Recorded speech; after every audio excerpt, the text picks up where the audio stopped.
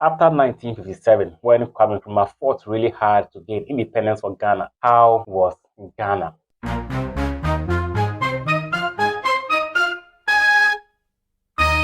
Oh Africa, oh Africa, oh Africa, from the golden sands of the Sahara to the green hills of Kilimanjaro, voices echo in the dawn, singing songs of hope, of hope. In every heart, a beating drum, the rhythm of our story sung. Through trials we've stood so strong. Oh Africa, time has come. Oh Africa, you rise, you shine. Through every storm we heal, we climb. With ancient roots, the future bright. Together we stand, in love, in light. Africa, hear the call. One people, one voice, one soul. Through unity we'll reach. What was his message for Africa? Our enemies are many, and they stand ready to pounce upon and exploit our every weakness. They play upon our vanities and flatter us in every kind of way. They tell us that this particular person or that particular country has greater or more favorable potentialities than the other. They do not tell us, unite, that we are all as good as we are able to make ourselves once we are free. We want, therefore, to develop our own community and an African personality. Others may feel that they have evolved the very best way of life, but we are not bound, like slavish imitators, to accept it as our mold. We find the methods used by others are suitable to our social environment, we shall adopt or adapt them. If we find them unsuitable, we shall reject them.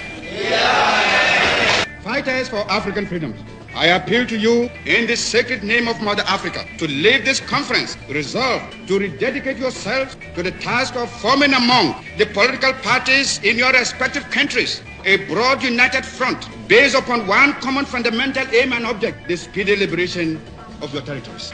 Don't let us also forget that colonialism and imperialism may come to us yet in a different guise, not necessarily from Europe. We must alert ourselves to be able to recognize this when it rears its head and prepare ourselves.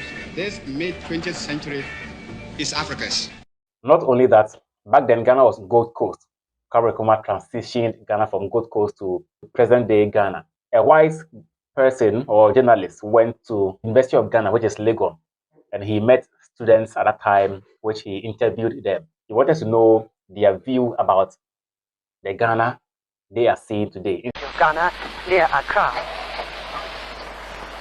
I'd like to ask you something about your own country, in particular how you think Ghana is getting on as an independent nation. Who'd like to answer that? There has been much talk about undemocratic methods in Ghana, especially in the foreign press. I think these things can be overstated. And I'm reminded now of what Lord Littleworth said in London before he came here, that foreigners will find it very difficult to understand Ghana by sitting back there and talking what they think they know. You think Dr. Nkrumah is doing a good job? Well, yes, on the face of it. And I think we have to be optimistic rather than discourage the government and wait for time to decide. What do you think about that? Well, though the government has done something good, I don't agree with my friend Goody when he says that people don't understand Ghana. Even people in Ghana don't understand certain things that the government is doing. And what I should say is that we must take some of our own way of living and then build upon that. And even that, I say, is much more democratic than some of the democracies that we read of and hear of in other countries.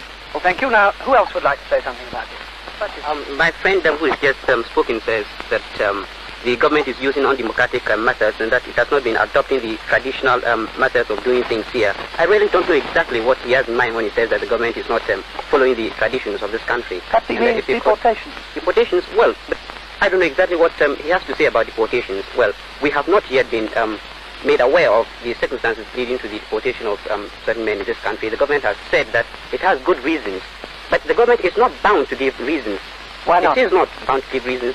Oh, simply because it's stated in the bill that under any circumstance when a person is deported, no reasons are. I mean, it's not compelled to give any reasons. Nobody is saying that the government action is right or wrong. What we are saying is this, that until reasons are given, we cannot make any pronouncement on them. And since they are not obliged to give reasons, we shouldn't lay our fingers on that and say anything at all we like about it.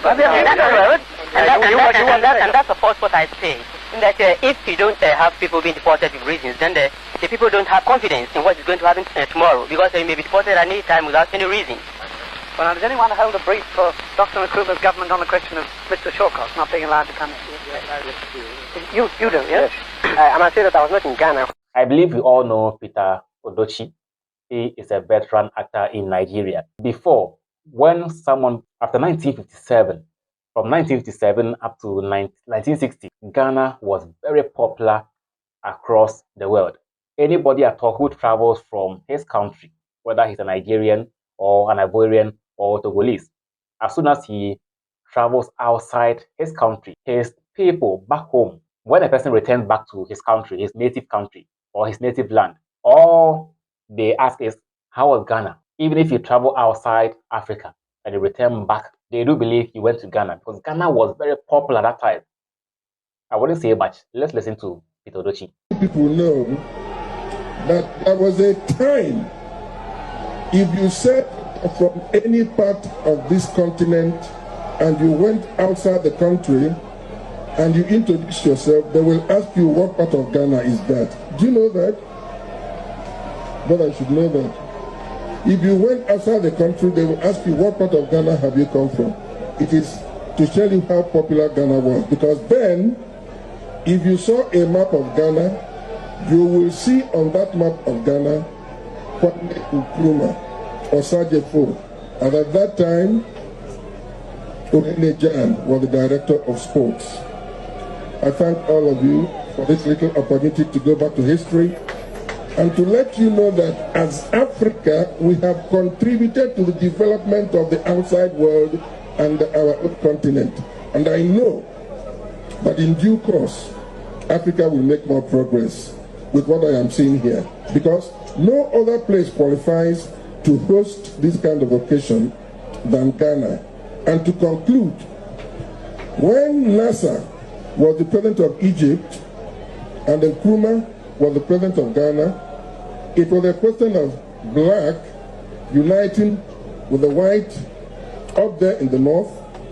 My question is, what is wrong with the Ghana we are seeing today against the Ghana we saw back in the days? Well, I don't know. Maybe certain things have changed and we can really transform it to a better one today. What do you think? Let me know your views in the comment section.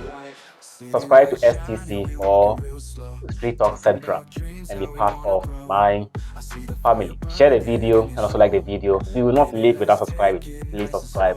Stay safe for your art. I'll see you in my next episode. Bye bye.